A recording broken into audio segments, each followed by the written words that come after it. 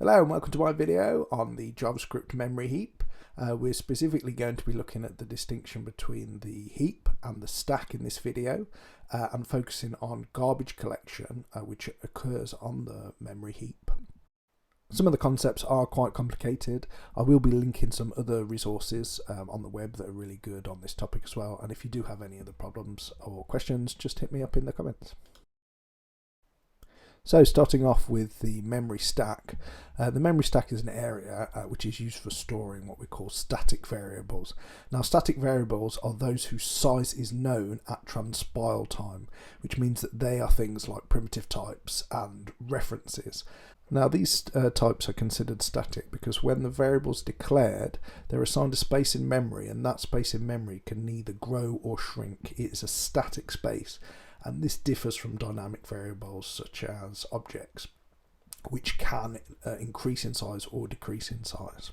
Now this same rule applies to the stack itself. It's a finite space and you can only put so many items onto the stack before it will overflow in what is termed a stack overflow. So what is it exactly that is being stacked up on our stack?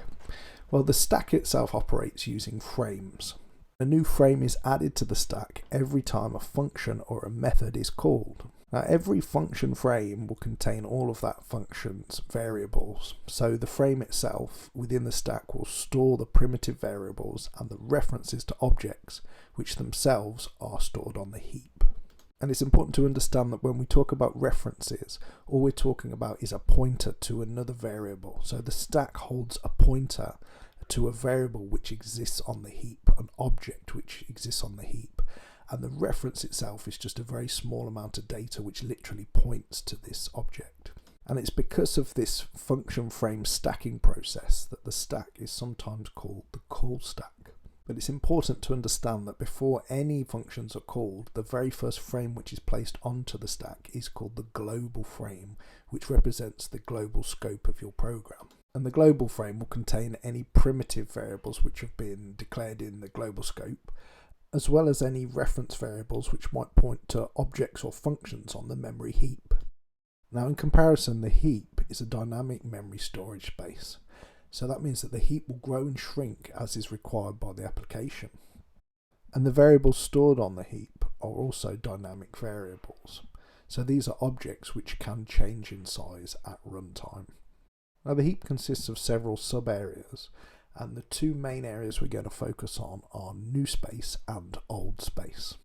New space houses objects which have existed for less than 2 sweeps of the new space garbage collector, where old space houses objects which have existed for more than 2 sweeps of the new space garbage collector.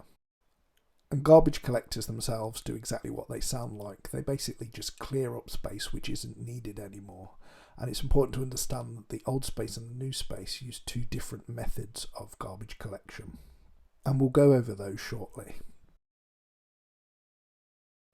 So just to visualize that those 2 areas that I mentioned earlier that we're going to focus on, old space and new space within the heap. Old space contains a number of subsections, and we're going to focus on 2 in this video, being pointer space and data space. Now pointer space contains any objects which have references to other objects, and data space contains objects which don't have references to other objects. And the new space contains 2 subspaces which are referred to as from space and to space. Now those terms might sound a little bit odd, and we're going to go into more detail with those later on when we talk about garbage collection. So if we now go on to visualize what the stack looks like, we can see here that on the left hand side we've got the memory stack, and on the right hand side we've got the memory heap. Now the stack itself at the moment just holds the global frame. No functions have been called, and the global frame is just displayed there with its contents. So the global frame currently houses a single function called function A, and a primitive, a string primitive, and a number primitive. Now it's important to understand that the function that we can see there in the global frame is just a reference variable which points to where the function is actually stored, which is on the memory heap. And we can see that's represented in the slides there by the arrow that points between the reference variable of the function in the global frame to the actual storage space of the function in the memory heap. So what actually happens when the function is called or invoked, function A in this case, is that a frame will be created on top of the memory stack and the function will be placed into that memory frame.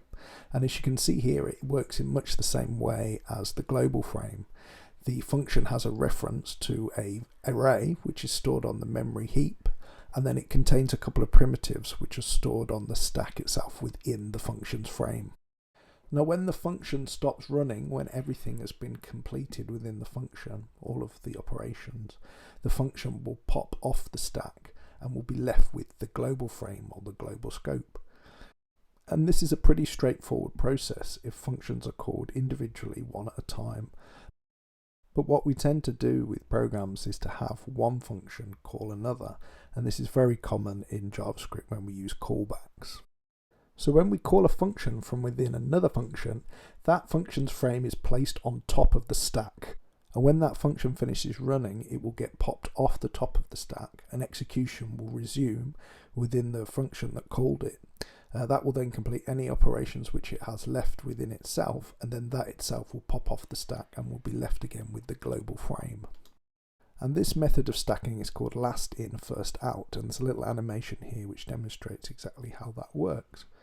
So as you can see, function B is the last function onto the stack, so it will be the first to be removed when it finishes. When function A completes, it will also be removed, and then we're left with the global frame, which will then be removed when the program finishes. And now what we're going to do is just go into the Sources tab in Google Chrome and create a new snippet. And one of the nice features of this is that you can add breakpoints, and then you can actually inspect the call stack as functions are popped in and popped out of it. So we're going to be doing that next. And what I'm doing here is just creating three functions, function A, function B, and function C.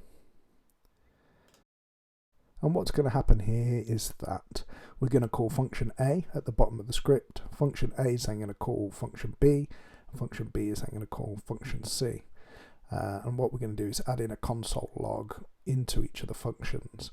And for A and B, the important thing to note here is that it's first going to call the function in its chain. So A is going to call B first before executing its console log. So for function A, the console log is the thing that will be executed last. So if we just add some breakpoints in here, play the script, step into the function calls, open up that call stack tab. So if we step into the breakpoints here as the function's called, we can see that function A calls function B. Function A is at the top of the call stack, it's been popped on the top. And as it calls function B's frame then gets passed on top of the call stack. Then it goes straight to function C, so function C's frame gets passed on top of the call stack, and it then executes its operation, so it does its console.log. Once it's done its console.log, that's popped off the stack, and execution returns to function B, which will then do its console.log, which is the next operation. And once it's completed that, function B is going to get popped off the stack, and will return to function A, which will then perform its operation, being the console.log. And function A is then going to get popped off the stack, and we're left with anonymous, which is the global frame or global scope. So onto garbage collection, and we're going to start with new space garbage collection. So new space uses the scavenger method of garbage collection, which is based on Cheney's algorithm, which I will link to in the description. And basically what Cheney's algorithm does is work with two spaces, and it flip-flops between storing data in these two spaces. Now the process doesn't necessarily start in a specific space, it could start in either of them, but we're going to start with from space. And when the program starts running, it will start storing the data in from space. And when from space becomes full, it's going to take all of its objects, all of the data which is stored in it, and it's going to copy all of the objects which are active, and those are ones which have references, active references from something within the stack, and it's going to copy those across to the to space. And then when all of the active objects have been copied to to space, from space's memory is then erased, which will then get rid of all of the unused objects, with all of the active objects having been copied over to space. And this process then gets repeated. Once to space is full, all of its active objects will be copied across to from space, and to space will be deleted. And then as this process progresses, everything which has managed to survive more than 2 rounds of this garbage collection will then be moved from the new space over to the old space, which then frees up more space in new space for newer objects. So let's take a look at old space garbage collection. Now, old space uses the mark and sweep algorithm, and I will post a link to some information on this in the details. Mark and sweep basically utilizes a tree-like structure, with each object being represented as a node and every reference from one object to another being represented as a link between the nodes. So when the garbage collector runs, it runs through all of the objects within the tree, and it visits them all by the links for their references in between the objects. So any object which isn't linked by a reference is considered a stale reference, and those will be removed when the garbage collector finishes. So here is a graphical representation of that mark and sweep algorithm. The blue circles here are representing objects which have references. They're active objects and they're referenced by other objects. And the red circles are objects which are no longer referenced by other objects, which means they are no longer reachable. So what's going to happen here is that the red objects will be marked for deletion when the garbage collector runs its sweeping process. And then once it's completed its sweep, it will compact all the remaining data into the space that was freed up, and that will in turn free up more space in the old heap for more new objects. And that pretty much sums up this video. Thanks for watching, and if you do have any questions, please post them in the comments.